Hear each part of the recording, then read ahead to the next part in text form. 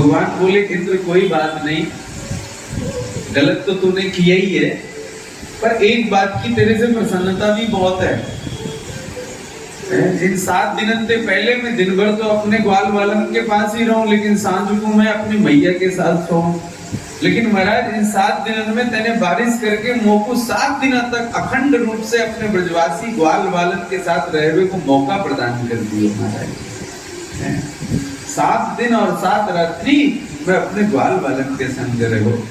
पर इंद्र जाओ कोई बात नहीं, शासन भी करो पर अनुशासन में रहना। शासन तो करो पर अनुशासन में करो। आजकल शासन, जनता इतना अनुशासन में रहती है, शासन करने वाले ही अनुशासन खो देते हैं। लेकिन भगवान कहते हैं इंद्र को कि भाई तुम शासन तो करो पर अनुशासन में, नियम में करो। साथ में सुरभि गाय को भी लेकर आए थे इंद्र। सुरभि गाय से के दुग्ध से अभिषेक किया भगवान का, तब भगवान का नाम पड़ा गोविंद। बोले गोविंद भगवान की जय। अब यहाँ से भगवान घर आए। ये कथा भी आती है कि एक बार नंद बाबा को वरुण लोक से छुड़ा करके लाए। एकादशियां उस समय वरुण देव विश्राम करते हैं। तो वरुण देव विश्राम कर रहे थे, नंद बाबा स्नान करने चले गए। तो जैसे ही डुबकी लगाई तो वरुण के जो यमदूत थे नंद बाबा को पकड़ के ले गए, वरुण लोक ले गए और वहां बांध कर डाल दिया। अब इधर जब सुबह हो गई, सूर्य निकल आया, नंद बाबा नहीं दिखे, तो इधर उधर सब ढूंढने लगे, बाबा कहाँ गए, बाबा कहाँ गए। अरे भैया अभी तक ना आए। बोले मुझे तो लगे कि भैया वापस सुबह यमुना स्नान करवे जाएं, वहां से वापस ना आए। ठाकुर जी दौड़ते बह गए यमुना के किनारे। जैसे ही महाराज आंख बंद करके देखो तो नंद बाबा वरुण लोक में पड़े। ठाकुर जी ने एक छलांग यमुना में लगाई और छलांग लगाते ही महाराज वरुण लोक पहुंच गए। जैसे ही ठाकुर जी वरुण लोक पहुंचे, इंद्र ने सिंहासन छोड़ दिया और साष्टांग लेट गए और नंद बाबा बंधे पड़े। नंद बाबा कह रहे देखो भैया बाप को तो बांध के टांग रखो है, बेटे की जय जय हो रही है, दंडवत हो रही है खूब। ठाकुर जी बोले दंडवत बाद में करियो, तू मेरे पिताजी को पकड़ के लाया। बोले आपके पिताजी प्रभु? बोले हाँ मेरे पिताजी। बोले महाराज हमें ना है पता आपके पिताजी हैं वो। अच्छा तुरंत छोड़ो उन्हें। आप तो हमारे नंद बाबा को छोड़ो है। और ठाकुर जी ने कही कि वरुण आज के बाद मत पकड़ लियो मेरे बाबा को। अब तो चरणों में गिर गिर के बार बार क्षमा मांग रहा है, वरुण प्रभु मुझे क्षमा कर दो, मेरे से बहुत गलती हो गई है। और नंद बाबा देख रहे हैं, सब मनी मन सोच रहे हैं कि देखो भैया मेरे लाला की है। और बातचीत करके अपने बाबा को लेके ऊपर आए। अब यमुना किनारे सब ब्रजवासी ग्वाल बाल सब खड़े। अरे बाबा तू कहाँ चलो गए हो? अरे बाबा बोले कहा बताऊं लाला, सुबह सुबह भोर में मैं उठे हो, मोको लगी भैया 4 बज गए हो। मैंने यमुना में स्नान कियो और हमारा 2 दूत आए, वो को पकड़ के ले गए। फिर कहा भाई, फिर कहा भयो, बोले मेरे कन्हैया पहुंचो और पता नहीं भैया मेरे कन्हैया की उनसे कहा रिश्तेदारी निकल आई। जैसे ही कन्हैया को देखो ने तुरंत मुंह को छोड़ दियो और खूब महाराज प्रणाम कियो, तब हम इधर आ गए। ये कथा भी सुनाई। अब यहाँ से एक बहुत प्यारी कथा प्रारंभ हो रही है। महाराज से मेरा संदेश कह दियो तो वृंदावन चलो जा। वो तो बोले कि कृष्ण मैं ज्ञानी, वो गोपियां इस ज्ञान को कैसे समझेंगी, मैं कैसे समझाऊंगा उन्हें। कृष्ण बोले कि तू जा तो सही। क्यों? कृष्ण को पता है उद्धव ज्ञानी तो बहुत है, लेकिन अभी इसके जीवन में प्रेम नहीं है, तो मानो प्रेम दिलवाने के लिए उद्धव को वृंदावन भेज रहे हैं।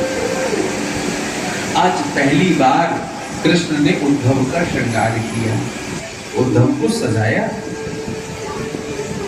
कृष्ण ने अपने पूरा श्रृंगार उद्धव को दे दिया, सिवाय 2 चीजों के। एक तो अपना मोर पंख नहीं दिया और एक अपनी मुरली नहीं दी। बाकी अपना पूरा श्रृंगार कर दिया उद्धव का। लेकिन फिर भी कह रहा उद्धव कि मैं कैसे जाऊं वृंदावन, कैसे समझेंगे वो। लेकिन फिर भी उद्धव चला कि कहा घनश्याम ने उद्धव वृंदावन जरा जाना, वहां की गोपियों को ज्ञान का कुछ तत्व समझाना। विरह की वेदना में वो सदा आंसू बहाती है, तड़पती है सिसकती है और मुझे याद करती है। तो कहा हंस के उद्धव ने, मैं जाऊंगा वृंदावन, जरा मैं भी तो देखूं ये कैसा है प्रेम का बंधन। वो कैसी गोपियां जो ज्ञान बल को कम बताती हैं, निरर्थक प्रेम लीला का सदा गुणगान गाती हैं। आगे सुनो। चले मथुरा से जब कुछ दूर, तो निकट आया वृंदावन। चले मथुरा से जब कुछ दूर, तो वृंदावन निकट आया। वहां से प्रेम ने अपना अनोखा रंग दिखलाया। जैसे ही वृंदावन की सीमा में प्रवेश किया, वृंदावन ने अपना स्वरूप दिखा दिया कि चले मथुरा से जब कुछ दूर, तो वृंदावन निकट आया। वहां से प्रेम ने अपना अनोखा रंग दिखलाया। उलझ कर वस्त्र में कांटे लगे उद्धव को समझाने। जैसे ही चला तो कांटों में वस्त्र फंस गए उद्धव के, फंस गया कांटों में। उलझ कर वस्त्र में कांटे लगे उद्धव को समझाने कि तेरा ज्ञान पर्दा फाड़ देंगे प्रेम दीवाने। पागल कहाँ जा रहा है तू, तेरे ज्ञान का तो पर्दा ही फाड़ देंगे। और जैसे ही वृंदावन में प्रवेश किया तो ग्वाल वाले तो नित्य सुबह जैसे ही सूर्योदय होता मार्ग में ही बैठ जाते। जब रात्रि हो जाती तो पूरा दिन इंतजार करते कृष्ण का कि कृष्ण आएगा आएगा, और जब सांझ हो जाती तो अपने घर चले जाते, चलो अब कल आएगा, कल अब जरूर आएगा। इतना इंतजार कृष्ण का। आगे बढ़ा उद्धव तो ग्वाल वाले कुछ बैठे थे सीमा पर, वो दौड़ पड़े। अरे मोह तो लग रहे हो कृष्ण आ गए हो, कृष्ण आ गए हो, हमारो कन्हैया आए गए हो। और जैसे ही निकट पहुंचे ग्वाल वाल बोले, अरे ये कृष्ण नहीं है, ये तो कृष्ण जैसा है। पूछा नंद महल कहाँ है, नंद भवन कहाँ है? तो महाराज ग्वाल वाल बोले, ये जो पानी को पनारा बह रहा है ना, या के किनारे किनारे चले जाइयो भैया, नंद भवन पहुंच जाओगे। बोले भैया ये पनारा कहाँ से बह रहा है? बोले भैया जब से कन्हैया छोड़ करके गए ना, तो मैया इतना रोई कि उसके आंसुओं ने ही महाराज पनारे का रूप ले लिया। ये नदी नंद भवन से बह रही है, इतना रो रही है मैया कृष्ण याद में। आधी पोटली आप खिसक गई उद्धव की। नंद भवन पहुंचे तो नंद बाबा ने थोड़ा गंभीरता से स्वागत किया। भाई हमारे घर यदि कोई अतिथि आया है और हम रो रहे हैं तो कैसे उसको स्वागत हो सकता है, वो सहज नहीं हो पाएगा। तो नंद बाबा ने खुद को संभाला, उद्धव जी महाराज को खूब स्वागत किया, खूब खिलाया पिलाया। यशोदा मैया को क्या देखते हैं उद्धव? यशोदा मैया तो अभी भी स्वप्न में जी रही है। एक पालने में कृष्ण, एक पालना है, बाप को झुला रही है और कह रही है हल्ला मत मचाइए, मेरे को नैया भी सो रहे हैं। ऐसा आनंद भवन ऐसा लग रहा है मानो एक अजीब सा दृश्य, जगह जगह जाले लगे हैं, मानो पूरे नंद भवन में विरह ही विरह व्याप्त है। मैया कभी नहाती नहीं है, मैया कभी सोती ही नहीं है, मैया कभी खाती ही नहीं है, बस कृष्ण कृष्ण कृष्ण कृष्ण रटती रहती है मैया। आधी पोटी फट गई। नंद बाबा ने कहा है कि उद्धव जब से कृष्ण गया है ना, तब से यशोदा ने भोजन भी नहीं किया, पानी भी नहीं पिया। केवल यदि जीवित है तो कृष्ण याद में जीवित है, कृष्ण की याद।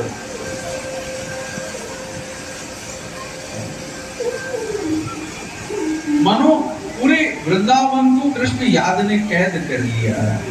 चारों तरफ से महाराज याद ही याद, याद ही याद। उद्धव समझ गए, गोपियों के पास भी गए, तब गोपियों ने भी खूब समझाया, भ्रमर गीत गाया, मधुब गीत बंधो मास्क सांग्रिंग पतनया कुछ बिलुलित माला तुमको मसमस्सु भिरना। उद्धव पीछे से देख रहे हैं, गोपियां आपस में बैठी, एक भौरा उड़ता हुआ आया और श्री किशोरी जी के चरण के अंगूठे पर बैठ करके पराग पान करने लगा। तो किशोरी जी देखकर कहती हैं, अरे काले कलूटे,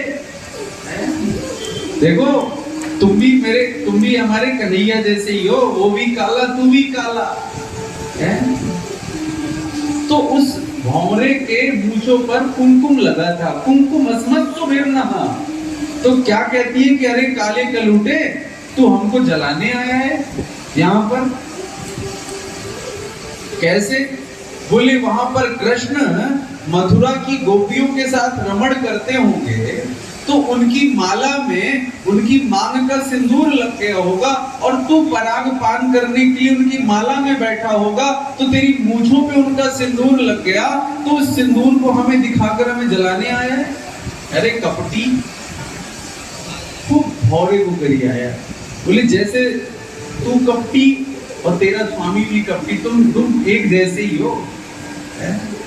वो भी वादा करके चला गया, भग के आज तक नहीं आया। एक गोपी कहती है, सखी मुझको तो आज नींद में श्याम सुंदर सपन में आए, ऐसो करो। राधा रानी कहती है, अरे सखी मैं कहा बताऊं, जब से श्याम सुंदर गए तब से तो नींद ही नहीं आई, तो सपना कहां से आएगा? तो भौरे से भी बहुत संवाद हुआ, तो बहुत सारे अवतारों का भी यहाँ पर स्मरण किया है गोपियों ने। तब उद्धव समझे, अरे मैं जिन्हें गंवार ग्वालिनी समझता था, ये तो परम विद्वान है, इन्हें तो एक अवतार के बारे में पता है, ये तो जानती है कि कृष्ण ब्रह्म है, कृष्ण भगवान है, कृष्ण परमात्मा है। मैं तो इन्हें गंवार समझ रहा था। और शास्त्र यही तो कहता है कि भगवान से प्रेम हो जाए, ज्ञान भी तो इसीलिए है कि भगवान से प्रेम हो जाए। साष्टांग गिर गया गोपियों के चरणों में, वंदे नंद व्रज स्त्रीणाम, वंदन करता हूं मैं इन ब्रज गोपियों की चरण धूल को नमन करता हूं। अपने मस्तक पर लगाता है और मस्तक पर लगाने के बाद कहता है कि वाह प्रभु, क्या प्रेम इन गोपियों के अंदर, बाहर तो दिख ही रहा है, बस अंदर नहीं दिख पा रहा। तो कृपा करना, इस बार उद्धव को यदि तुम जन्म देना तो ब्रज में जन्म देना, और मुझे इंसान मत बनाना, पशु भी मत बनाना, पक्षी भी मत बनाना, कोई वृक्ष भी मत बनाना, एक औषधि बना देना, किसी वृक्ष की पत्ती बना देना। बोले क्यों? बोले जब पत्ती बन जाऊंगा तो अभी तो बाहर से प्रेम दिखा है, और जब मैं पत्ती बन जाऊंगा तो जब गोपी बीमार होगी, तो जब दवा खाएगी, तो शायद किसी वैद्य ने बता दिया कि उस पत्ती को खाओ। मान लो गोपी ने मुझ पत्ती को खा लिया, तो मैं हृदय में जाकर के इसके हृदय में छुपे हुए प्रेम का भी दर्शन करूंगा। इसलिए मुझे पत्ती बना देना, ब्रजौषधि नाम, औषधि ही बना देना। वृंदावन में जो वृक्ष लगे हैं ना, उनको साधारण न समझना, ये बस वृक्ष ही लगे, पता नहीं कौन सी ऋषि तपस्या कर रहे हैं, कौन सा योगी बैठा है तप कर रहा है? सब भगवत स्वरूप है। ब्रज के अंदर एक कंकड़ भी है ना, वो भी भगवत स्वरूप है। उद्धव लौट करके आए और कृष्ण को खूब मारे, भला बुरा कहा, तुम कपटी हो, तुम कृपण हो, तुम धोखेबाज हो, तुम छलिया हो। बोले क्या बात है उद्धव, तेरी तो भांति ही बदल गई पूरी। कृष्ण बोले कि पागल, तुझे इसीलिए तो भेजा था। अरे मैं अपने गोपियों से, ग्वाल वालों से कम दूर होता हूँ। आंख बंद कर, जैसे ही आंख बंद किया तो उद्धव को दर्शन कराया कृष्ण ने।